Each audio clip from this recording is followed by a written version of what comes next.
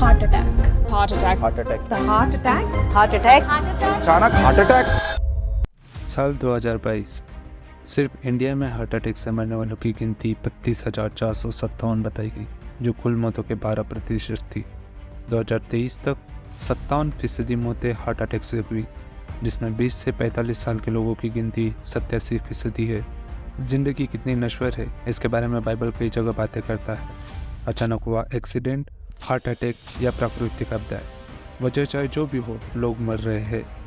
पर अगर मैं आपको बताऊं कि आप सिर्फ ये 3 ट्रिक अपना के अपने जीवन को लंबा कर सकते हैं, तो क्या आप यकीन मानोगे?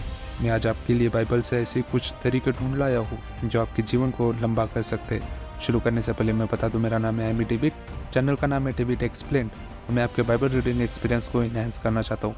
क्लियर है? करिए शुरू।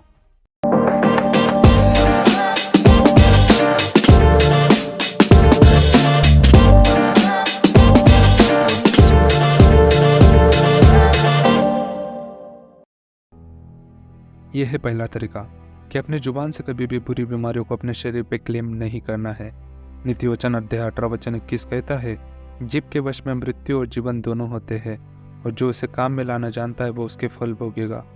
आप जानते हैं, अमेरिका में परमेश्वर के एक महान दास कुछ साल पहले बीमारी के चलते मारे गए।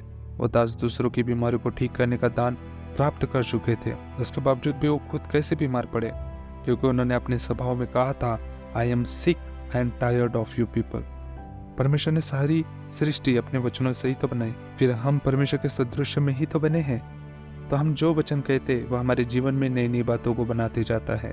तो अगर हमारे वचन से जीवन और मृत्यु जैसे फैसलों पर फर्क पड़ता है, तो जीवन और उससे जुड़ी हुई अच्छी बातें ही क्यों ना हम बोले। फिर पहला पत्रस अध्याय 3:10 क्या कहता है, ये भी स्मरण रखिए। वो ये कहता है कि जो कोई जीवन की इच्छा रखता है और अच्छे दिन को देखना चाहता है, वो अपनी जीभ को बुराई से और अपने होठों को छल की बातों से रोके। दूसरा तरीका है माँ बाप का सम्मान करना। निर्गमन अध्याय 20:12 कहता है, तो अपने पिता अपनी माता का आदर करना, जिससे जो देश तेरा परमेश्वर यहोवा तुझको देता है उसमें तू बहुत दिन तक रहने पाएगा। 10 आज्ञाओं में से यही एकमात्र ऐसी आज्ञा है जिसके साथ आशीष जुड़ी है। यही बात बाइबल में मत्ती अध्याय 15:4, मत्ती अध्याय 19:19, मरकुस अध्याय 7:10, मरकुस अध्याय 10:19, लूका अध्याय 18:20, इफिसियों की पत्री अध्याय 6:2 और 3 में भी दोहराई गई है।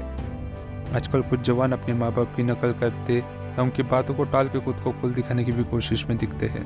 पर अगर आप अपने माता पिता के सच्चे दिल से आदर करते हैं, तो ये सबसे आसान तरीका बन जाता है अपने जीवन को लंबा करने का। अच्छा, इजराइल में एक खास विधि है।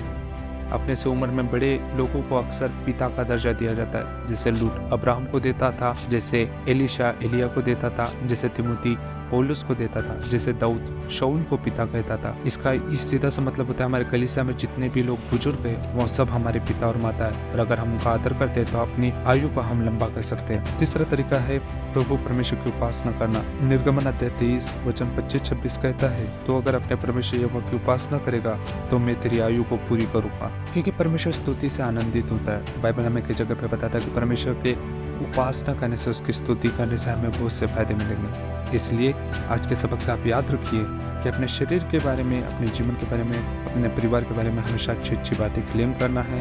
दूसरा, अपने माता पिता का आदर करना है, और तीसरा, अपने यहोवा परमेश्वर की उपासना करना है।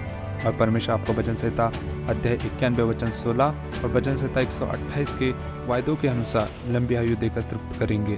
प्रार्थना में तत्पर रहिए और उसके राज्य की खोज करते रहिए। जय मसीह की।